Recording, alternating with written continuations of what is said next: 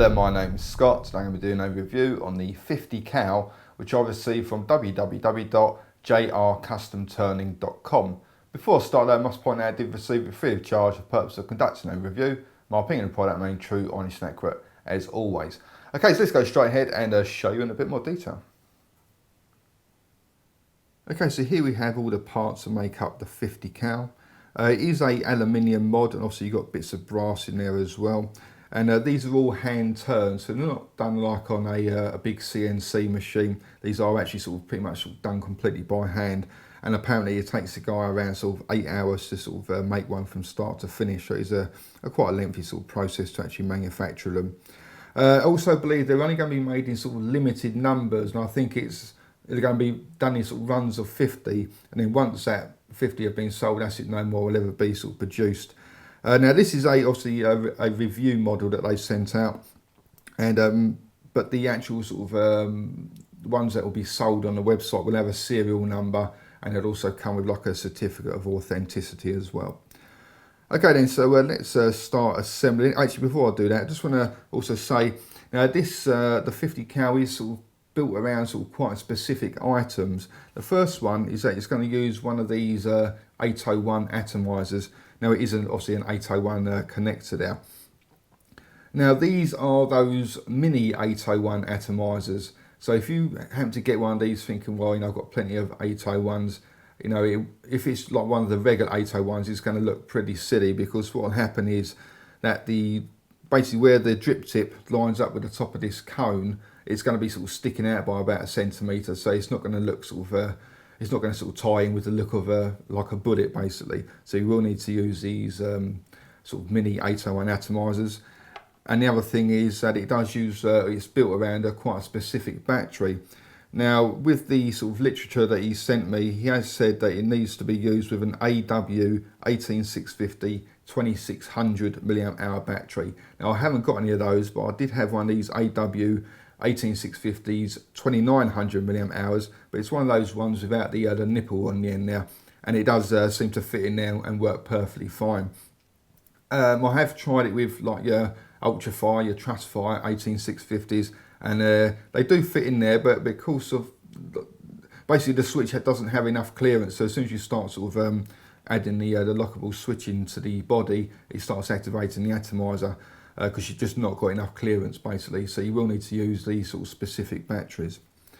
Okay, so let's start assembling it then. So you've got the main body here, and it is a nice big sort of fat chunky piece of aluminium, so it's going to be, although very light, it is no solid as a rock.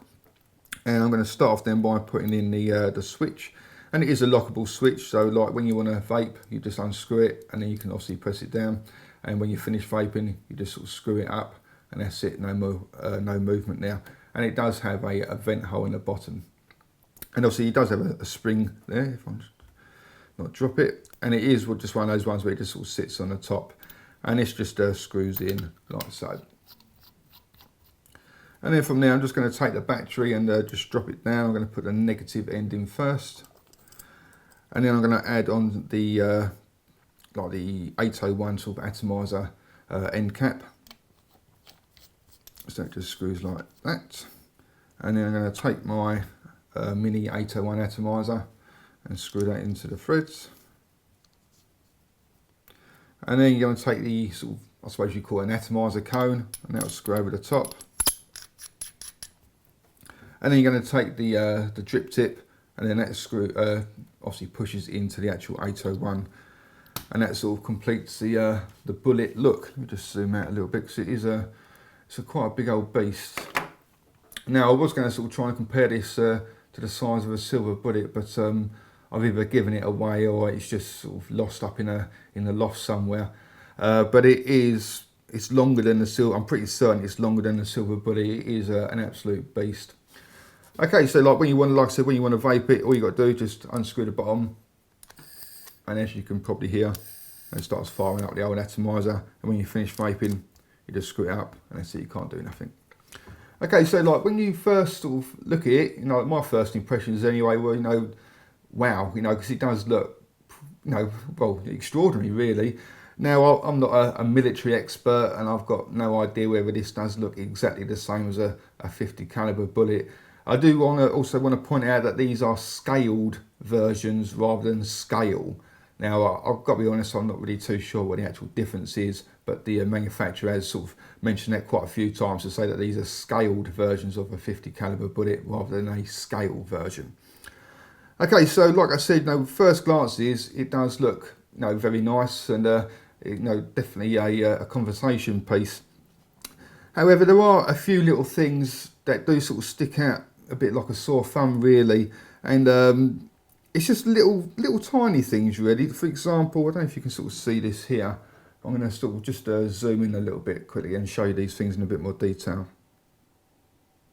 As you can see, where the joins are, it all looks all very nice and neat there, but as you start moving your way around it, you can see just where the finishing is a little bit not particularly neat, let's just say that way. Obviously, bear in mind I'm zooming in very close, so it doesn't sort of stick out like a sore thumb, but it is noticeable. So that's like my first sort of little gripe.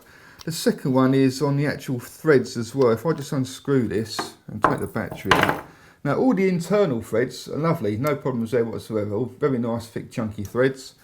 But for these sort of threads here, I don't know if you can sort of see that, but right down the bottom there, it's all very sort of untidy and a little bit sort of nasty looking. When I take this off as well, you can see again on here, right down the bottom there, it just looks like it's been sort of chewed up a little bit.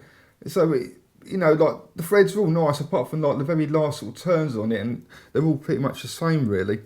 Now the other sort of slight concern I have, or not sort of concern but disappointment, is with the actual drip tip. I mean, like as far as I can tell, this is made out of brass. It certainly looks like it's made out of brass, but the outside doesn't tarnish, but the inside does. As you can see, it's almost black there. The bit that sort of concerns me though is that it tarnishes extremely quickly. I'm having to clean this every day, and when you clean it, I've purposely not cleaned it this morning so I can sort of show you. I'll give that a bit of a turn. Right, it's really quite nasty green as well, almost as though it's like a copper material. So I don't know whether this is a plated whatever material it is, but I'm not 100% sure whether it's brass or not. But it definitely looks like brass, but I've never known brass to sort of start, sort of basically sort of tarnishing or reacting like that so quickly. Because like I said, I'm having to do this on a daily basis, and even when you sort of clean out all the gunk, it still remains a very, very dark colour in contrast to the rest of it. So like I said, when you first assemble the 50 cal, like my first impressions anyway were, like wow, because it really has got that wow factor about it. It just looks fantastic. But when you sort of start using it for a while and you start sort of paying a bit more attention, these little things do start to sort of stick out after a while. And it's a shame really, because it's just a case of just a little bit more attention to detail is needed really, then it'd be like 100% perfect. But none of the threads are affected by those burrs or wherever they are that are sort of right on the end of the threads there. Everything sort of screws up nice and smooth, it all stops together perfectly. So it's just a little bit more attention to detail, and it'll be absolutely perfect. Okay, so that is the 50 cal. So let's go ahead and see what it vapes like. Okay, so that is the 50 cal. Now, for me personally, I think it looks fantastic. It really is a very sort of cool looking electronic cigarette or personal vaporizer. It's just a real shame that those sort of few little issues with like the threads there, they do sort of take away the wow factor a little bit, which is a bit of a shame. And obviously that the green stuff that seems to form around the base of the drip tip, is not the most pleasant thing to look at when you're sort of cleaning it out, and you are having to sort of clean it out on a daily basis. Otherwise, it does sort of get really sort of quite built up. Now, for me personally, I'm not actually sort of put off using the 50 cal because of that. Because I can tell it's just literally around the base of that drip tip. It's not going inside the atomizer, so I'm not going to be sort of wherever it is. I'm not vaping it. I'm not taking it into my lungs or anything like that. So for me personally, it doesn't bother me at all. It's just that you have to be mindful. You need to give it a bit of a wipe on a daily basis. Okay, so let's crack on and show you in action. Now with this 50 cal, the other thing is that you're quite limited as to how you can actually sort of vape it. Now you can obviously use things like your cartomizers, you know, your tank systems, etc., etc. But you would have to obviously remove the cone, not use the drip tip, then probably get yourself like an 801 to 510 adapter. And then when you start doing that, obviously it doesn't look anything like a 50 caliber bullet anymore. So if you, obviously I think most people will get this who want to keep it looking like a 50 caliber bullet. So your only option really is to sort of direct drip. So that's what I'm going to be doing now. So I've just got some of my favourite tobacco flavoured e-liquid, just a PG base, and it's just 18 milligram strength. Now I'm using a 1.8 Icon Vape Mini 801 atomizer, and these things do run really hot, and so you know you can fill up, you know, direct drip, you know, quite a few drops, and you're only getting a few good drags out of it before, you know, like you have to sort of do it again just because of the heat of the atomizer. So they are sort of quite heavy on the older juice consumption. Okay, so this is the 50 cal.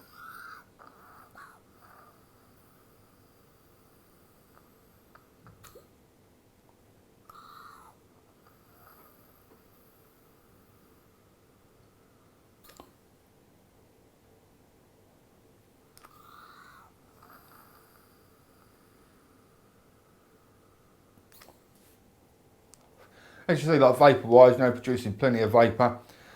Obviously, the amount of vapour you're going to get will be sort of very dependent on your own sort of setup. You know, for example, if you're using a higher or a lower resistance atomizer, if you're using a VG or a PG e-liquid, you know, if you're using it at a standard voltage, or because you can also stack batteries in here as well if you want to sort of vape at higher voltages. Personally, you know, I really can't stand sort of 6-volt vaping when you're stacking batteries. That's just me personally though. And also you will have, when the kick eventually comes out by Evolve, you can obviously fit the kick in there as well, so you know you can sort of adjust all your wattage and that. So vapour production will be sort of dependent on your own sort of personal setup, but as you can see with the setup I've got here, you know, I'm getting plenty of vapour. I am going to add some more juice though, because I don't think I did quite enough there, because I can just sort of, that last tip, I can just feel the old flavour going a little bit. So give it another 6 drops, that should keep me going for about 2 drags.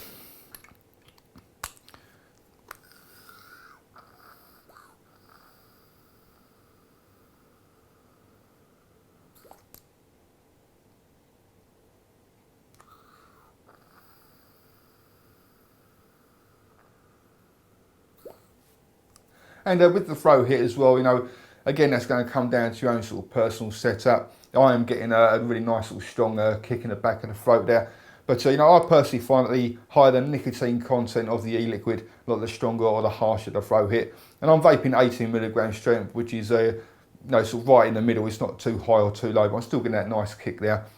And obviously, like, there are other factors as well that affect the throw hit, like resistance of the atomizer, the voltage you're vaping at as well. But again, with the setup I've got here, getting a nice strong kick in the back of the throat.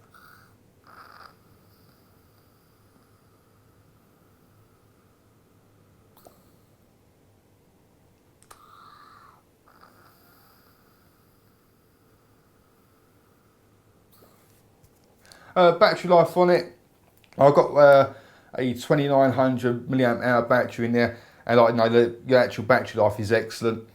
You know, they do take quite a long time to charge up the older batteries, but you know, I'm getting a good 2 days worth of vaping out of it, and that's sort of quite sort of moderate vaping though. If you're a particularly heavy user, somebody who sort of wakes up in the morning, you start vaping all day long until you go to sleep at night, so almost like chain vaping. Obviously you won't get as long as what I would do, but for me, based on my sort of vaping requirements, you know, I'm getting a good, well, just slightly over 2 days worth of vaping.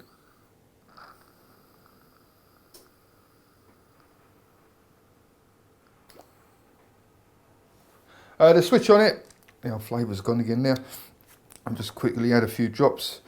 The switch on it, you've got a nice switch there, and apparently the switch has been sort of completely redesigned from how it used to be. So I don't know if this is like a sort of second version of the 50 caliber or just in general just a new sort of design. But you know, like obviously, you know, it locks up fine, so you press the button, you've got no activation now, and when you unscrew it, it starts firing up again. You know, so quite a nice nice sort of action to it. Obviously, if you like your bottom buttons, then you know, I'm sure you're not going to have any problems with it at all. If you prefer to have your buttons on the side, it may take a little bit of getting used to, but it feels quite nice in the hand. It's sort of right there for your little finger and that to sort of activate it, so you know, it's quite nice and comfortable.